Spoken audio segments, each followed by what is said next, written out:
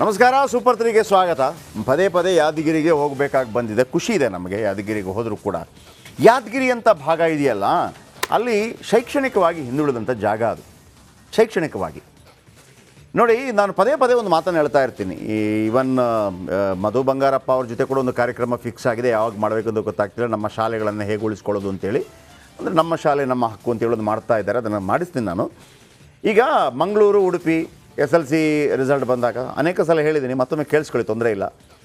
ಮಂಗಳೂರು ಬಾಲಕಿಯರ ಮೇಲುಗೈ, ಪುರುಷರ ಮೇಲುಗೈ ಏನೇ ಇರಲಿ, ನಂಬರ್ 1 ನಂಬರ್ 2 ಆ ಭಾಗ ಬರುತ್ತೆ. ಇನ್ನು ಮಂಡ್ಯ ಈಗೆಲ್ಲ ಬರುತ್ತೆ. ಯಾದಗಿರಿ ನೀವು ಎಷ್ಟಿದ್ರೂ ಕೂಡ 29, 28, 29, 28, 30 ಈ ಥರ ಬರೋದು. ಅಂದರೆ ಶೈಕ್ಷಣಿಕವಾಗಿ ಹಿಂದುಳಿದಂಥ ಜಿಲ್ಲೆ ಅಂತೇಳಿ. ಹಾಗಿದ್ದರೆ ಅಲ್ಲಿ ಮಕ್ಕಳು ಕಲಿಯೋಕ್ಕೆ ಬರಲ್ವ? ಅಲ್ಲಿ ಟೀಚರ್ ಗೊತ್ತಿದೆ, ಆದರೂ ಕೂಡ ಅಲ್ಲಿ ಕೆಲವು ಪ್ರಾಬ್ಲಮ್ಗಳು ಇದ್ದೇ ಇರುತ್ತೆ. ನಾನು ಅನೇಕ ಬಾರಿ ಹೇಳಿದ್ದೀನಿ, ನಮ್ಮ ಉತ್ತರ ಕರ್ನಾಟಕ ಭಾಗದಲ್ಲಿ ಇಂಗ್ಲೀಷು, ಸೈನ್ಸು ಮತ್ತು ಮ್ಯಾಥ್ಸು ಇದನ್ನು ಕರೆಕ್ಟಾಗಿ ಕಲಿಸ್ಬಿಟ್ರೆ ಉಳಿದಲ್ಲಿ ಕನ್ನಡದಲ್ಲಿ ಪಟಾಪಟ್ ನುಂಗಿ ನೀರು ಕುಡಿದು ಬಿಡ್ತಾರೆ. ಕನ್ನಡ ಏನು ಕಲಿಸ್ಕೊಡ್ಬೇಕಾ ನಮ್ಮ ಉತ್ತರ ಕರ್ನಾಟಕ ಭಾಗದ ಮಕ್ಕಳಿಗೆ? ನುಂಗಿ ನೀರು ಕುಡಿದು ಬಿಡ್ತಾರೆ. ಆದರೆ ಈ ಯಾದಗಿರಿ, ರಾಯಚೂರು ಭಾಗದಲ್ಲಿ ನಿಮಗೆ ಶೈಕ್ಷಣಿಕವಾಗಿ ಹಿಂದುಳಿದಿದ್ದಾರೆ ಮತ್ತು ಆರ್ಥಿಕವಾಗಿ ಹಿಂದುಳಿದಿದ್ದಾರೆ. ದುಡ್ಡಿಲ್ಲ ತಂದೆ ತಾಯಿಗಳ ಹತ್ರ. ಹಾಗಾಗಿ ಅಲ್ಲಿ ಬಾಲಕಾರ್ಮಿಕರನ್ನಾಗಿ ಮಾಡೋದು ಭಾಳ ದೊಡ್ಡ ಒಂದು ವ್ಯವಸ್ಥಿತ ಷಡ್ಯಂತ್ರ ಇದೆ. 14-15 ಆಗೋದಕ್ಕಿಂತ ಮೊದಲೇ ಕೂಲಿ ಕೆಲಸ ಕಳಿಸೋದು, ಅದು ಕಳಿಸೋಂಗಿಲ್ಲ. ನೀವು ಕೇಳ್ಬೋದು ನಮ್ಮ ಮಕ್ಕಳಿಗೆ ಏನಾಗುತ್ತೆ ಮತ್ತೊಂದು. ಆದರೆ ಶಾಲೆಗೆ ಹೋದರೆ ಅಲ್ಲೇ ತಂದೆ ತಾಯಿಗಳು ಈಗಲೂ ಕೂಡ ಮಕ್ಕಳನ್ನು ಶಾಲೆಗೆ ಕಳಿಸ್ತಾರೆ. ಶಾಲೆಗೆ ಕಳಿಸೋಕ್ಕಾಗೋದಿಲ್ಲ, ದುಡ್ಡಿಲ್ಲ ಹೋಗಿ ಬರೋದಕ್ಕೆ. ವಸತಿ ಶಾಲೆಗೆ ಎಲ್ಲಿ? ಮೊರಾರ್ಜಿ ದೇಸಾಯಿ ವಸತಿ ಶಾಲೆ. ಮೊರಾರ್ಜಿ ದೇಸಾಯಿ ವಸತಿ ಶಾಲೆಗೆ ಬರೋರು ಯಾರು? ಪಾಶ್ಗಳು ಬರ್ತಾರೆ? ಇಲ್ಲ, ಪಾಪದ ಮಕ್ಕಳು ಬರ್ತವೆ. ಆ ಮಕ್ಕಳಿಗೂ ಕೂಡ ಲೈಂಗಿಕ ಕಿರುಕುಳವನ್ನು ಕೊಡ್ತಾ ಇದ್ದಾರೆ. ನಾವು ಸುದ್ದಿ ಮಾಡಿದ್ವಿ ಅದನ್ನು. ಈಗ ಅದು ಎಲ್ಲಿ ತನಕ ಹೋಗಿದೆ ಅಂತಂದರೆ ಪೋಕ್ಸೋ ಕಾಯ್ದೆ ಹಾಕಿದ್ದಾರೆ. ಮಕ್ಕಳು ಬಾಯಿ ಬಿಟ್ಟರೆ ಭಯಾನಕ ಸತ್ಯ. ನೋಡಿ, ಧೈರ್ಯ ಕೊಟ್ಟಾಗ ಆ ಮಕ್ಕಳನ್ನು ಯಾರು ಕರೆದು ಕೇಳೋರು ಇಲ್ಲ ಅಂತ ಹೇಳಿದಾಗ ಅವರು ವ್ಯವಸ್ಥೆಗೆ ಅಡ್ಜಸ್ಟ್ ಆಗ್ತಾಯಿದ್ರು. ಆಗುವಂಥ ಸಾಧ್ಯತೆ ಇತ್ತು, ಭಯ ಇತ್ತು.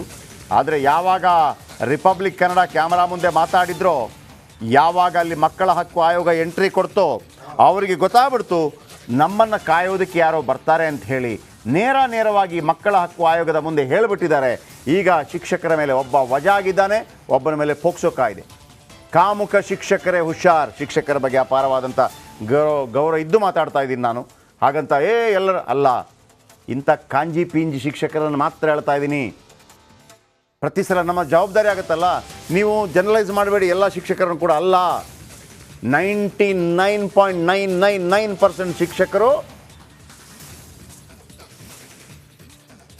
ದೇವರಿಗೆ ಸಮಾನವಾಗಿರುವಂಥ ಶಿಕ್ಷಕರಿದ್ದಾರೆ. ದೇವರ ಸಮಾನರಾಗಿರುವಂಥ ಶಿಕ್ಷಕರಿರ್ತಾರೆ. ನಮ್ಮ ಮನೆಯಲ್ಲಿ ನಾವು ನಮ್ಮ ಮಕ್ಕಳನ್ನು ಚೆನ್ನಾಗಿ ನೋಡ್ಕೋತೀವೋ ಗೊತ್ತಿಲ್ಲ, ಶಿಕ್ಷಕರು ಅದ್ಭುತವಾಗಿ ನೋಡ್ಕೋತಾರೆ. ಆದರೆ 1% ಇದೆಯಲ್ಲ, ಇಡೀ ಹಾಲಿನ ಹಂಡೆಗೆ ಒಂದು ಹನಿ ಹುಳಿ ಹೇಗೆ ಇಡೀ ಹಾಲನ್ನು ಹಾಳು ಮಾಡಿಬಿಡುತ್ತೋ ಆ ಥರ ಇರುವಂಥವರು. ಅವರ ವಿರುದ್ಧ ಸಮರ ಸಾರ್ತಾ ಇದ್ದೀವಿ. 99.99% ಶಿಕ್ಷಕರು ದೇವತಾ ಸಮಾನರಾಗಿರುವಂಥ ಶಿಕ್ಷಕರ ನಡುವೆ 1%ನಿಂದ ಕಾಮುಕ ಶಿಕ್ಷಕರು, ಮಕ್ಕಳ ಭವಿಷ್ಯವನ್ನು ಹಾಳು ಮಾಡುವಂಥ ಶಿಕ್ಷಕರು. ಅವರನ್ನು ಸದೆಬಡಿಯೋದ್ರಲ್ಲಿ ಯಾವುದೇ ರೀತಿಯಲ್ಲಿ ನಾವು ಹಿಂದೆ ಮುಂದೆ ನೋಡೋದಿಲ್ಲ. ಅದಕ್ಕಾಗಿ ನಾವು ಸಾಧಾರಣವಾಗಿ ಇರುತ್ತೆ. ಈಗ ದರ್ಶನ್ ವಿಚಾರಗಳು ಬಂದಾಗ ದರ್ಶನ್ ಸಿನಿಮಾದ ಬಗ್ಗೆ ಮತ್ತೊಂದು ಬಗ್ಗೆ ಅಲ್ಲ, ಕೊಲೆ ಬಗ್ಗೆ ನಮ್ಮ ಹೋರಾಟ ಇದ್ದೇ ಇದೆ. ಕೊಲೆ ಬಗ್ಗೆ ಅದನ್ನು ಸಮರ್ಥಿಸ್ಕೊಳ್ಳುವಂಥ ಭರ ಯಾವುದೂ ಇಲ್ಲ. ಅದು ಎಷ್ಟೇ ಹೆಲ್ಪ್ ಮಾಡಿರಲಿ, ಮತ್ತೊಂದು ಮಾಡಿರಲಿ. ಈಗ ನಾವು ಹೇಳ್ಬೋದು, ಈ ಶಿಕ್ಷಕರು ಏನಪ್ಪ ಸ್ವಲ್ಪ ಏನೋ ಲೈಂಗಿಕ ಕಿರುಕುಳ ಕೊಡ್ತಾರೆ, ಏನು ಪಾಠ ಎಲ್ಲ ಕಲಿಸೋದಿಲ್ವ ಅಂತ ಕೇಳಿದರೆ ಅದಕ್ಕೆ ಅರ್ಥ ಇದೆಯಾ? ವಾರ್ಡನ್ ಮೀರಾನ್ ಅಲಿಯನ್ನು ಸಸ್ಪೆಂಡ್ ಮಾಡಿ ಆದೇಶ, ಒಬ್ಬನ ಮೇಲೆ ಪೋಕ್ಸೋ ಕಾಯ್ದೆ, ಒಬ್ಬ ವಜಾ. ಸಮಾಜ ಕಲ್ಯಾಣ ಇಲಾಖೆಯಿಂದ ಖಡಕ್ ನಿರ್ಧಾರ. ಇದನ್ನು ನೇರವಾಗಿ ಮಹದೇವಪ್ಪ ಅವರಿಗೆ ಕೇಳಿದ್ವಿ. ಮಹದೇವಪ್ಪ ಅವರೇ, ಪ್ರತಿ ಸಲ ಕೂಡ ಅಂಬೇಡ್ಕರ್ ಅವರ ಫೋಟೋ ಹಾಕ್ತೀರಿ, ಸಮಬಾಳು ಸಮಪಾಲು ಅಂತ ಹಾಕ್ತೀರಿ. ನೀವೇ ಆ ಇಲಾಖೆಯ ಮಿನಿಸ್ಟರ್ ಆಗಿದ್ದೀರಿ. ನೀವು ಪೊರೆಯಬೇಕಾದಂಥ ಮಕ್ಕಳೇ ನಿಮ್ಮ ಕಣ್ಣೆದುರು ಈ ಥರ ಲೈಂಗಿಕ ಶೋಷಣೆಗೆ ಒಳಗಾಗ್ತಾ ಇದ್ದಾರೆ. ಆದರೆ ಸಮಾಜ ಕಲ್ಯಾಣ ಇಲಾಖೆ ಅದ್ಭುತ ಕೆಲಸ ಮಾಡಿದೆ. ಮೊನ್ನೆ ಮಕ್ಕಳ ಆಯೋಗ ಅಲ್ಲಿಗೆ ಹೋಗ್ಬಿಟ್ಟು ಮಕ್ಕಳ ಹತ್ರ ಕೇಳುತ್ತೆ, ಒಬ್ಬರನ್ನ ವಜಾ ಮಾಡುತ್ತೆ, ಇಬ್ಬರಿಗೆ ನೋಟಿಸ್ ಕೊಡುತ್ತೆ. ನೋಡಿ, ನಾವು ಹೇಳಿದ ನಂತರ ಹೋಗಿದ್ದವರು ಇಡೀ ಮಕ್ಕಳನ್ನು ಕೂರಿಸ್ಕೊಂಡ ನಂತರ ಮಕ್ಕಳು ಸತ್ಯ ಬಾಯ್ಬಿಟ್ಟಿದ್ದಾರೆ. ಶಬಾಷ್ ಮಕ್ಕಳೇ. ಯಾಕಂದರೆ ನೀವು ಸಣ್ಣ ಮಕ್ಕಳಾಗಿರೋ ಕಾರಣಕ್ಕಾಗಿ ನಿಮ್ಮ ಮುಖ ಎಲ್ಲ ನಾವು ತೋರಿಸೋ ಹಾಗಿಲ್ಲ. ನಿಮ್ಮ ಮನೆ ಯಾವುದನ್ನು ನಾವು ಹೇಳೋ ಹಾಗಿಲ್ಲ, ಹೇಳೋದು ಬೇಡ. ನೀವು ವಯಸ್ಕರಾಗಿದ್ದರೆ ಖಂಡಿತವಾಗಲೂ ನಿಮ್ಮನ್ನು ಹೆಮ್ಮೆಯಿಂದ ನಾವು ತೋರಿಸ್ತಾ ಇದ್ವಿ. ಆದರೂ ಕೂಡ ಹೆಮ್ಮೆ ಕೆಲಸ ಮಾಡಿದ್ದೀರಾ ಮಕ್ಕಳೇ ನೀವು. ಈಗ ನೋಡಿ, ಪೋಕ್ಸೋ ಕಾಯ್ದೆಯಲ್ಲಿ ಎಲ್ಲರನ್ನು ಕೂಡ ಇಲ್ಲಿದೆ, ನನ್ನ ಬಳಿ ನಾನು ಅದು ತೋರಿಸೋ ಆಗಿಲ್ಲ ನಾವು ಅದು, ಹಾಗಾಗಿ ಎಲ್ಲ ಇದು ಮಾಡಿದ್ವಿ. ಜಸ್ಟ್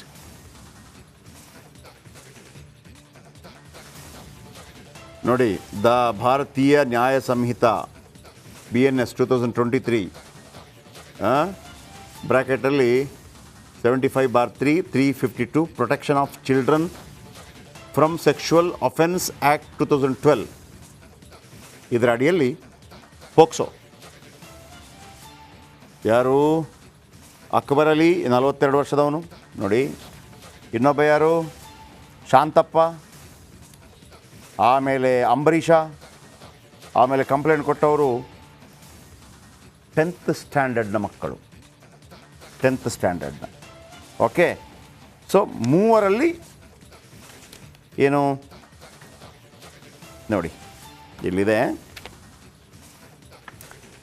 ಮೀರಾನಲ್ಲಿ ವಾರ್ಡನ್ ಇವರು ತಮ್ಮ ಕರ್ತವ್ಯವನ್ನು ಜವಾಬ್ದಾರಿ ನಿರ್ವಹಿಸದೇ ಇರುವುದನ್ನು ಮೇಲ್ನೋಟಕ್ಕೆ ಕಂಡು ಬಂದಿರುತ್ತದೆ. ಪ್ರಯುಕ್ತ ಸದರಿ ನೌಕರನ ಸೇವೆಯಿಂದ ಅಮಾನತು 24 ಗಂಟೆ ಒಳಗೆ ಮಾಹಿತಿ ಕೊಡಿ ಅಂತಿತ್ತು, ಅಮಾನತಾಗಿದೆ.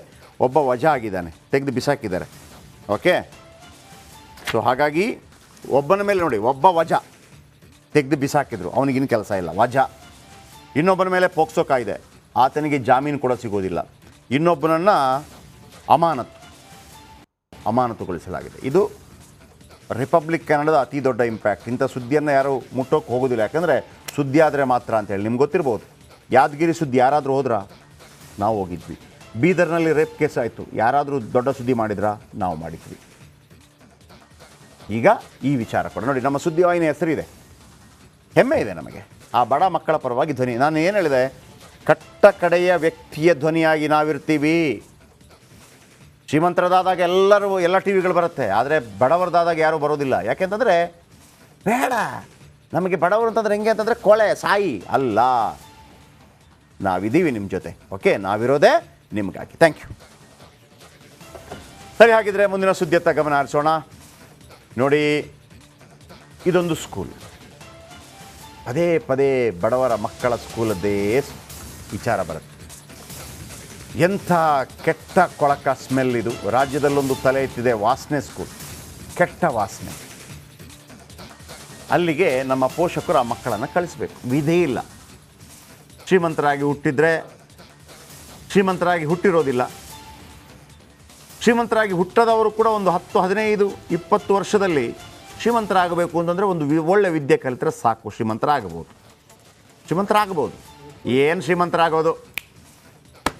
ಏನು ಶ್ರೀಮಂತರಾಗೋದು ಅಂತೇಳಿ ನೀವು ಕೇಳ್ಬೋದು ನನ್ನ ಹತ್ರ.